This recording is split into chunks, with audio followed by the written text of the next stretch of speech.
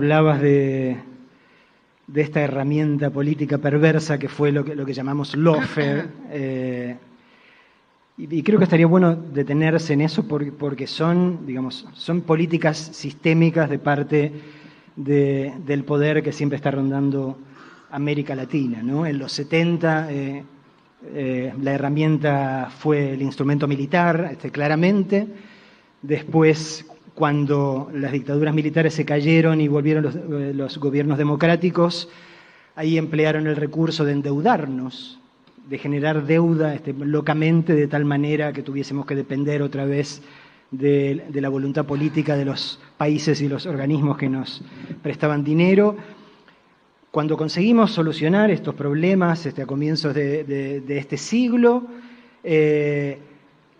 tuvieron que cambiar de mecanismo porque claramente los militares ya no les servían, y ahí apelaron básicamente a nuestros poderes judiciales, ¿no?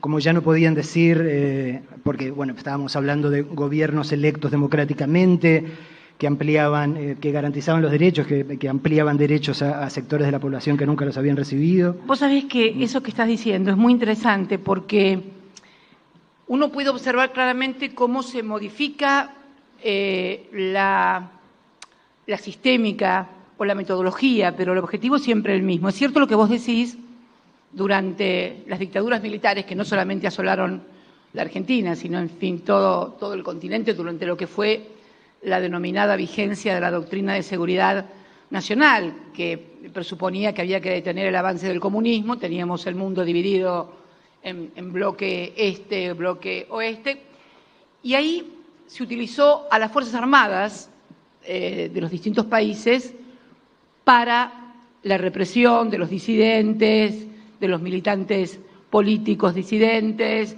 de los gobiernos populares. Esto fue un método de la dictadura.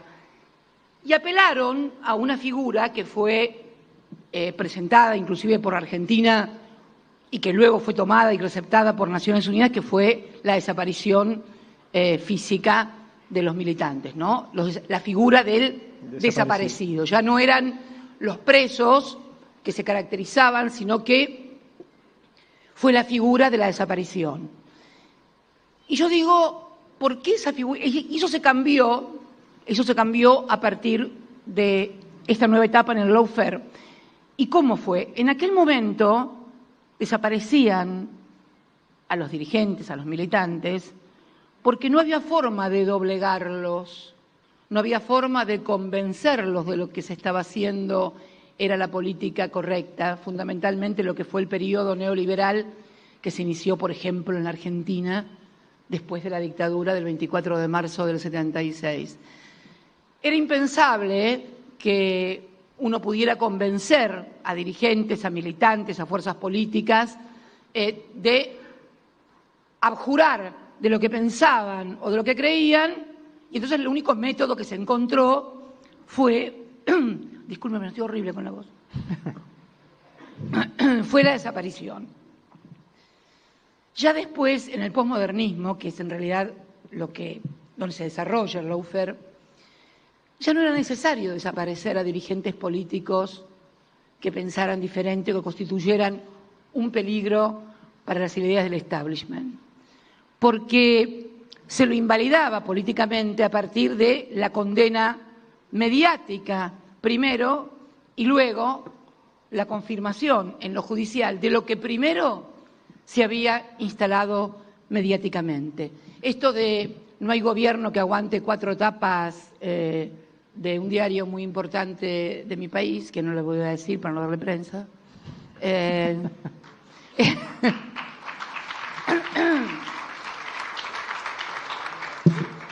realidad se sustituyó aquella desaparición física por la supresión o desaparición mediática de la estigmatización. Eso fue lo que intentaron hacer conmigo, claramente. Condenarme socialmente, aislarme, de modo tal de que no fuera un peligro para lo que querían hacer y venían a hacer. Así, de la misma manera que el 24 de marzo de 1976 vino un Martínez de Oz para instalar el neoliberalismo en la Argentina y comenzar el periodo de endeudamiento, y acá sí está el tema de fondo, como siempre la economía, money, como siempre. En aquel momento, el 24 de marzo del 76, había que clausurar una Argentina que había optado claramente con dificultades, con problemas estructurales sin resolver, pero que había optado por un modelo de producción de trabajo, un modelo de industria, y se instaló el modelo financiero a partir, bueno, sobre todo de Martínez de Oz, la ley de reforma de entidades financieras, etcétera, etcétera. Y comenzó un periodo de endeudamiento, de un promedio de endeudamiento por año de más de 10.000 millones de dólares por año. Esto fue la dictadura militar. Y después de muchos problemas que hubo, el gobierno del presidente Alfonsín, que intentó hacer algo diferente y no pudo. No viene el caso ahora que analicemos los motivos, pero la verdad que intentó hacer algo diferente.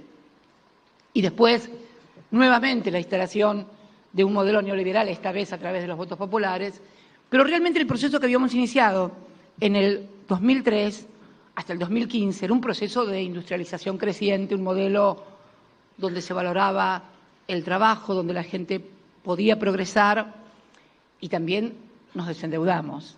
No te olvides que Néstor paga al Fondo Monetario Internacional y por primera vez desde 1956 la Argentina no está sometida a las condicionalidades del fondo, al FMI.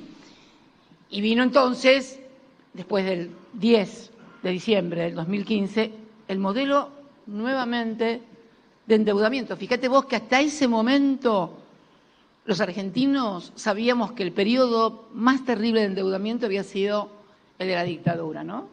Como te decía recién, más de 10.000 millones de dólares por año promedio.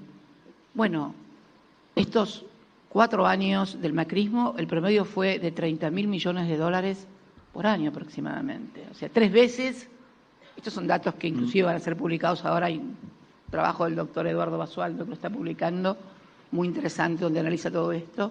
Y entonces vemos que, y además, nosotros habíamos dejado el 10 de diciembre el país con 0 peso al Fondo Monetario Internacional. Nos habíamos independizado de esa auditoría condicionante de modelos de desarrollo productivo que impedían esto.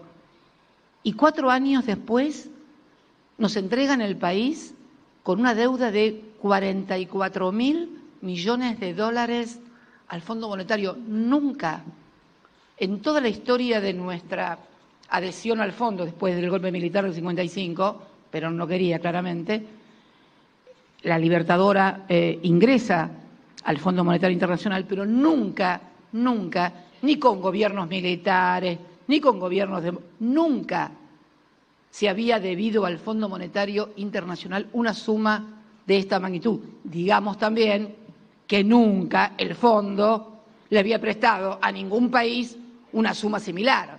O sea, fue estreno y novedad a 2 puntas, del que prestaba y de que él recibía. Eso no fue casual, no fue casual.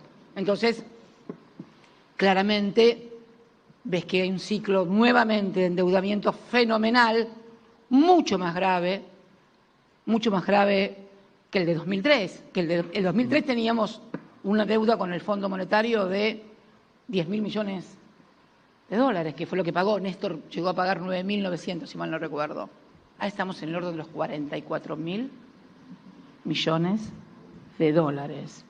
Y un crecimiento del endeudamiento no solamente en montos, sino en plazos y vencimientos. Los vencimientos se suceden de a 30.000, de a 40.000 millones por año. No hay país que pueda sostener ese nivel de pago. Entonces, cuando te prestan y te comprometes a devolver en un plazo que cualquiera que tenga una mínima idea de la economía saben que no vas a cumplir, estamos, me parece, ante un plan más que de endeudamiento, de subordinación definitiva del país a intereses que no son los nuestros, claramente. Pero bueno.